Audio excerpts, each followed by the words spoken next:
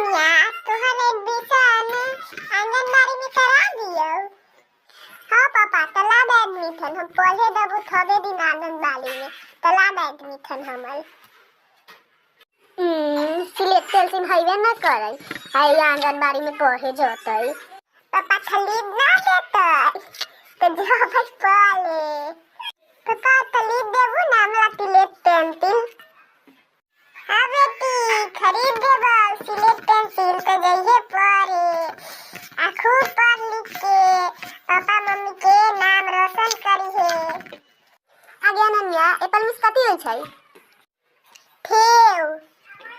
आ ball miss कथी होय छै? गेंद। आ कट माने कथी होय छै?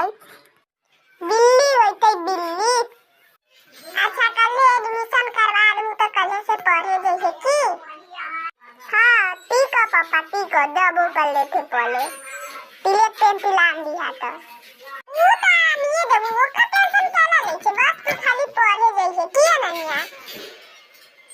अनन्या पढ़े जाता या मम्मी पापा के नाम रोशन करता ना गे अनन्या? हाँ हम पढ़ लिख के मम्मी पापा के नाम रोशन करबै हम डॉक्टर बनबै। अगे अनन्या आंगनबाड़ी में पढ़े जाइबी त पूछ तू पापा के नाम कथी है त कथी कहबी? कहबै गे हमर पापा के नाम अमित यादव है। आ मम्मी के नाम पूछतौ त? मम्मी के नाम कंतना देवी है। चल सबे कुछ ठीके है।